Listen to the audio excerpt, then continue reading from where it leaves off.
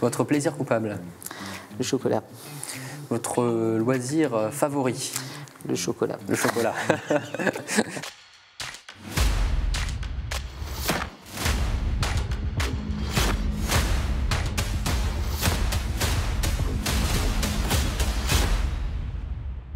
Bonsoir, elle est née en 1970 à Épinal, après des études en information et en communication à Nancy. Elle est depuis 2001 maîtresse de conférences dans ce domaine. Enfin, en 2022, elle est devenue la toute nouvelle présidente de l'Université de Lorraine.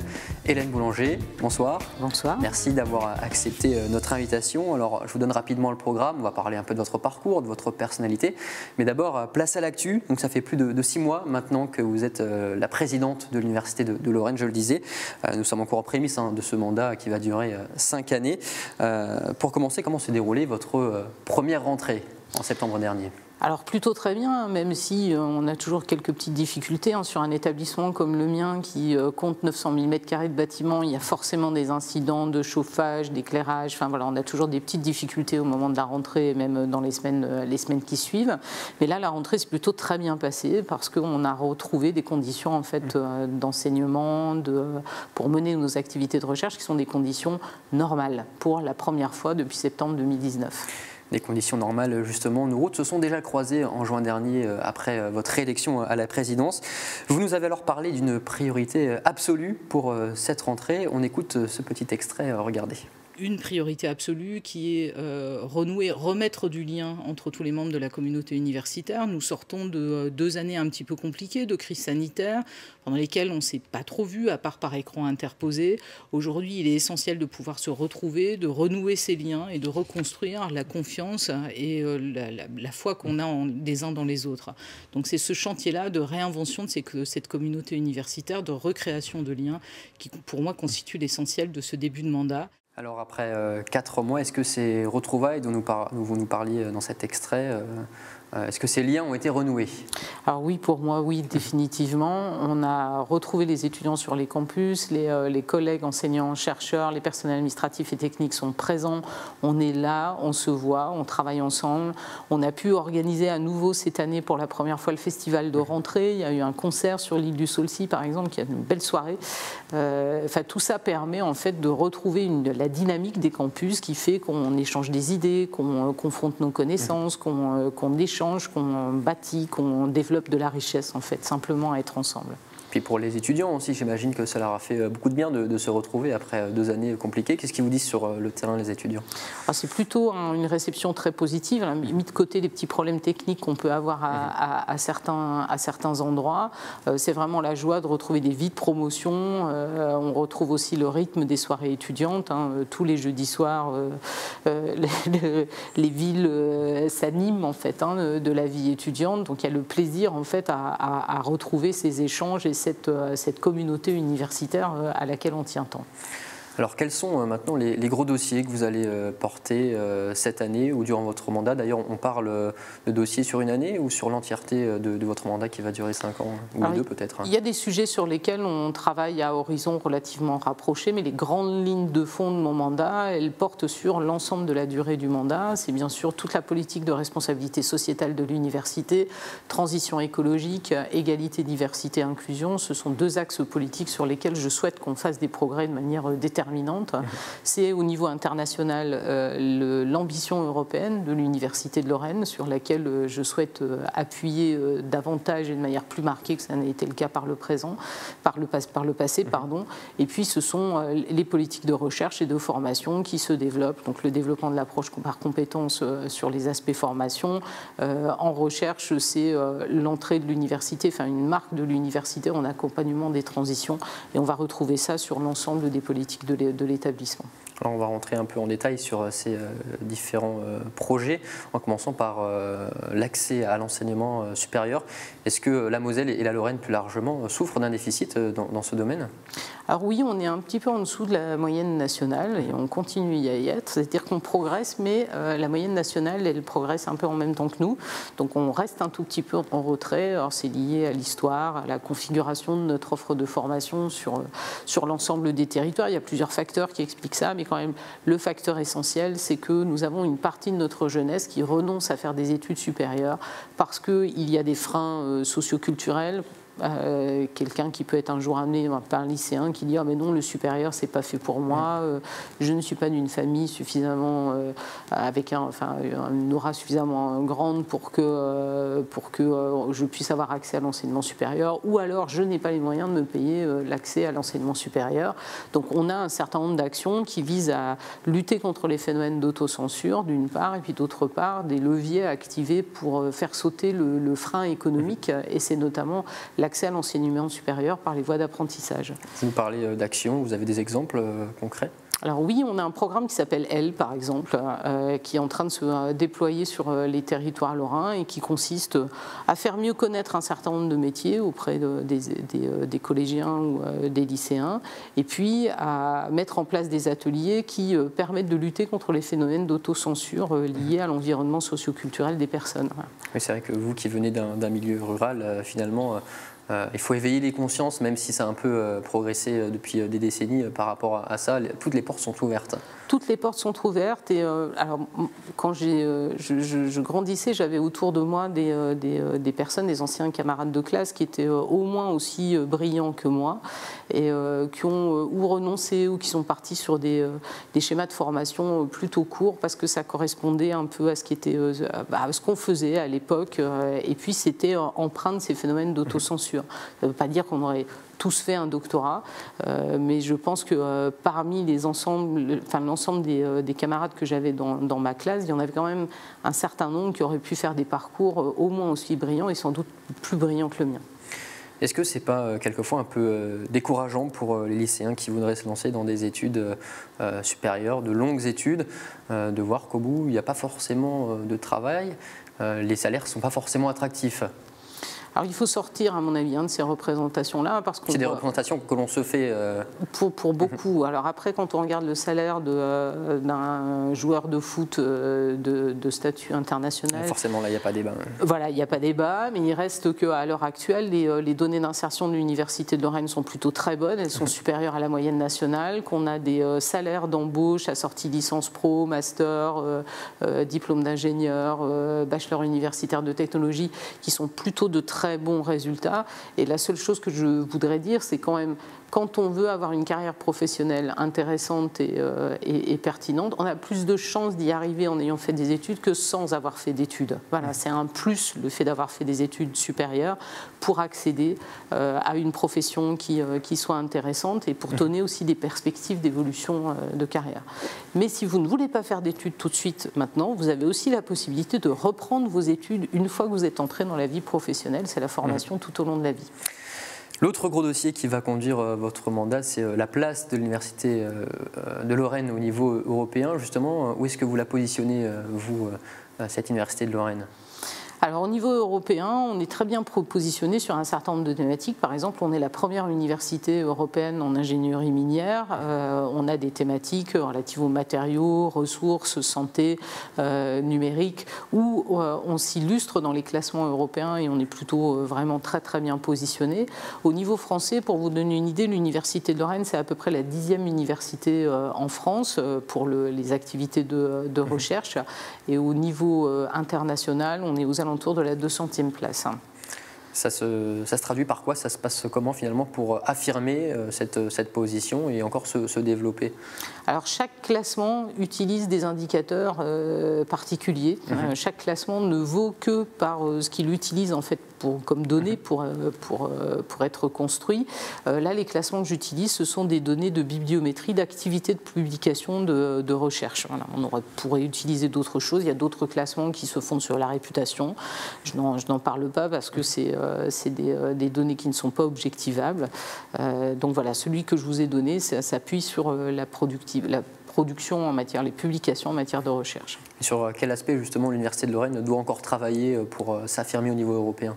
Alors on peut progresser dans la qualité de nos publications, mais à mon sens, ce qu'on est parvenu à faire, c'est-à-dire entrer dans une alliance européenne au début de cette année universitaire, là en septembre, c'est un facteur clé pour doper la dimension européenne de l'établissement.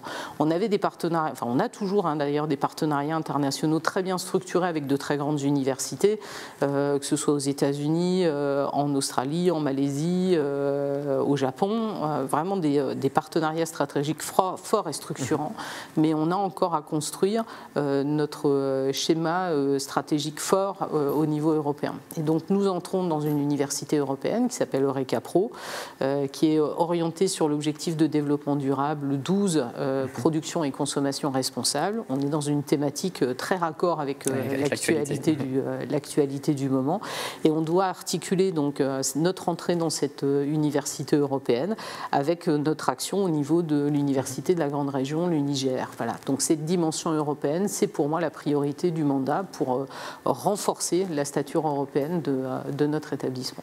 On suivra bien sûr avec attention ce dossier. Hélène, on passe à la suite, on va essayer de vous connaître vous un petit peu plus. C'est la pause café. Première question, votre café long ou court ? Ça dépend du moment de la journée, plutôt court le matin, plutôt allongé dans la journée, le soir aussi. Votre plaisir coupable? Le chocolat. Votre loisir favori? Le chocolat. Le chocolat.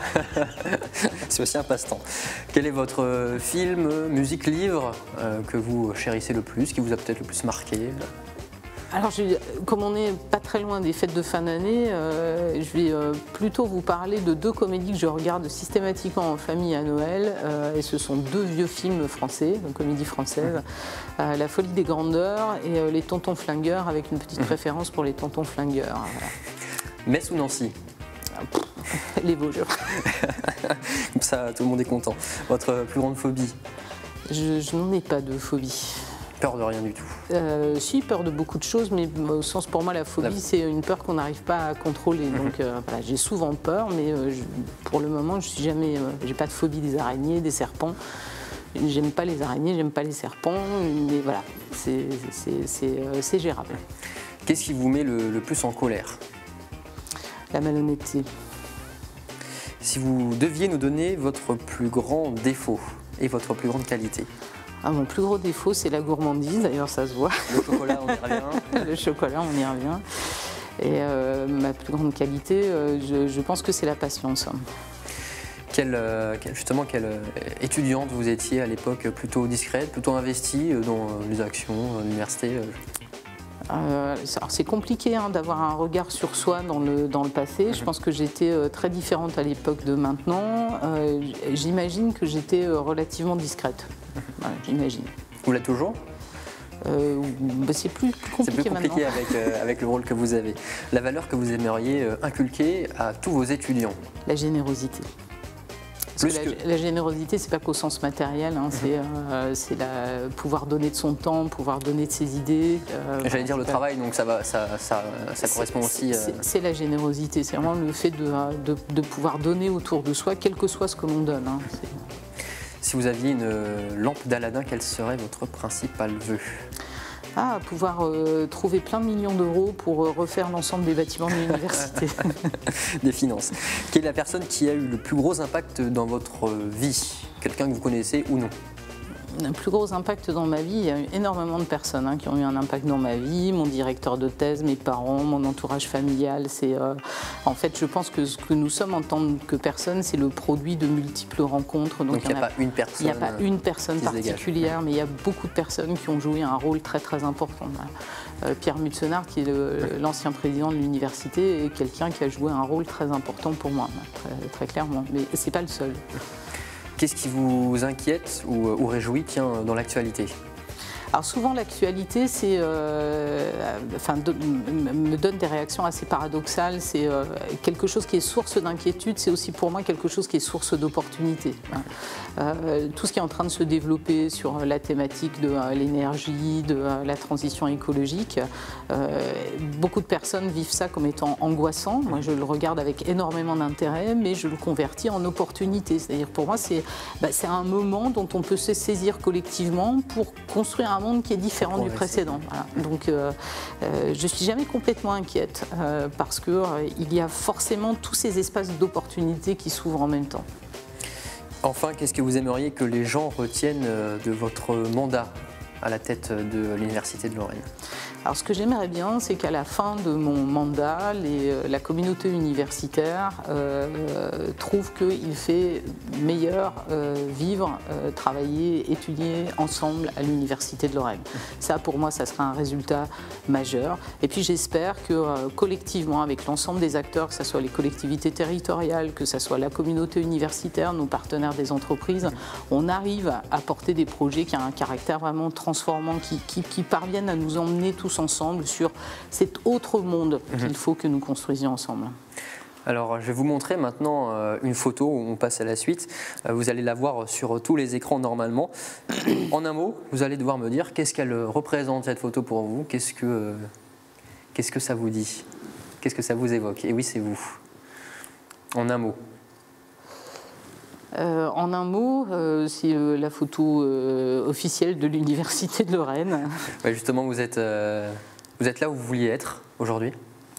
Je pense que j'ai jamais vraiment voulu être présidente de l'université. C'est une envie et une volonté qui s'est construite un petit peu dans le moment. C'est pas une trajectoire que je pouvais imaginer quand j'avais 20 ans, par exemple. C'est vraiment une trajectoire qui se construit petit à petit et où à un moment donné, on se dit oui, j'ai quelque chose à donner à cet endroit-là aux autres. J'en reviens à la question de la générosité que j'évoquais tout à l'heure. Je pense que c'est des fonctions sur lesquelles on s'engage parce qu'on a à donner encore aux autres. Justement, c'est la générosité qui vous a conduit à arriver juste ici. Quel serait le trait de caractère ou la valeur justement qui a fait que vous êtes maintenant la présidente de l'Université de Lorraine? Alors pour moi, la générosité, c'est vraiment la valeur, enfin la qualité en fait qui est la plus importante pour moi, et c'est ce qui fonde le métier d'enseignant. Associé à la curiosité, c'est ce qui fonde le métier de la recherche. Et quand on prend des responsabilités collectives de ce type-là, je pense qu'il ne faut pas les porter uniquement pour soi. Il y a quelque chose de soi qu'on emmène, bien évidemment, dans cette démarche, mais c'est vraiment quelque chose que l'on porte pour les autres. Si on n'est pas en train d'essayer de travailler pour les autres, je pense que ça ne vaut pas le coup d'essayer d'y aller. Et ça ne fonctionne pas. Séquence suivante, Hélène, c'est désormais l'heure de vous passer sur le grill.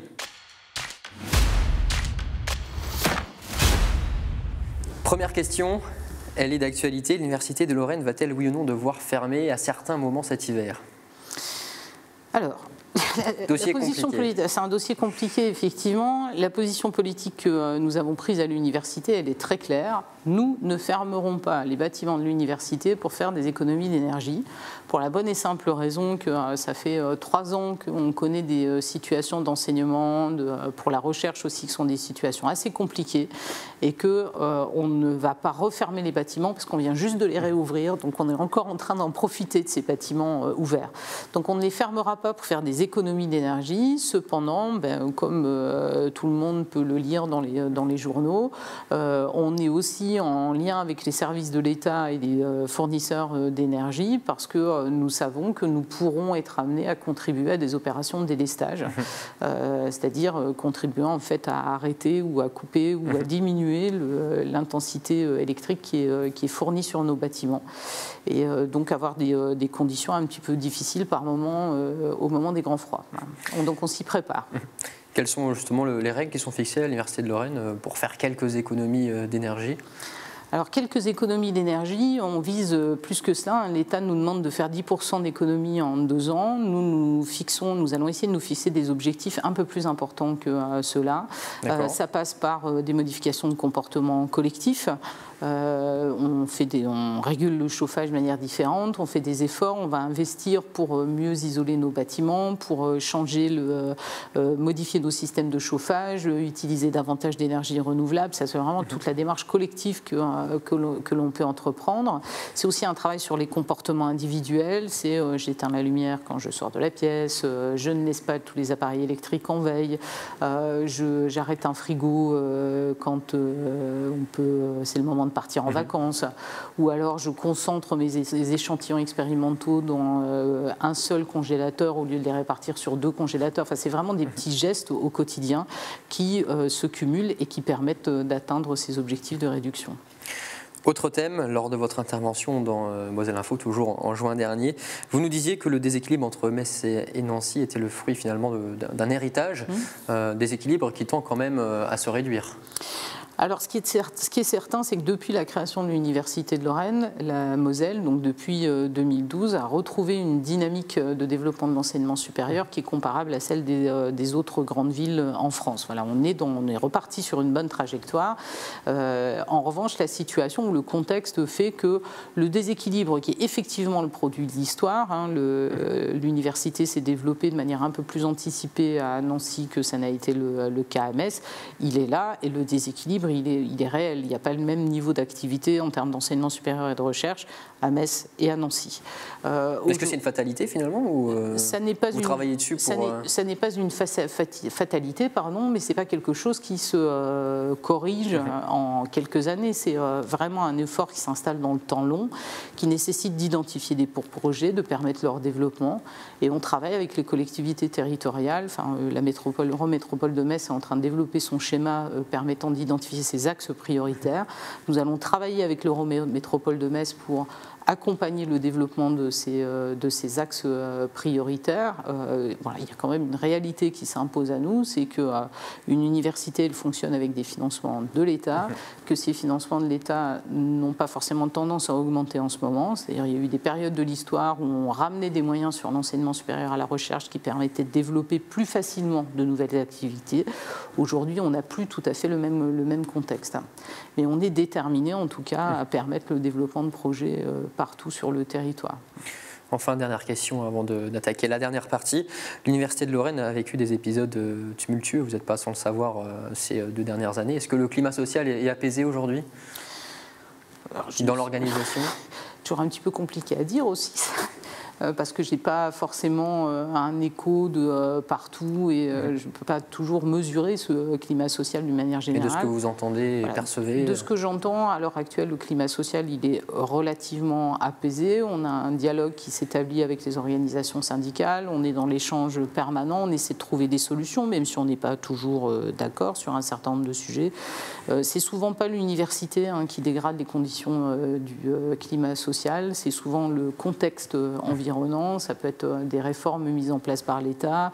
Il se peut très bien que d'ici 1 mois et demi, il y ait une réforme qui arrive sur le terrain politique et qui dégrade brutalement le climat social dans l'université. Mais ça ne sera pas du fait de l'université.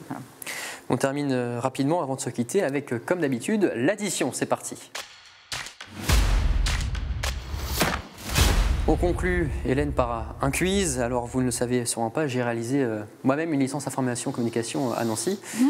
Et lors de ma première année, un de mes premiers cours était Histoire des médias. Et la maîtresse de conférence n'était autre que Hélène Boulanger. Voilà, c'était ma petite surprise. Et donc, j'ai décidé, lors de cette émission, de réaliser un quiz sur cette matière, donc sur les cours que vous m'avez donnés. Donc, on inverse les rôles. 1 minute de questions, donc, sur...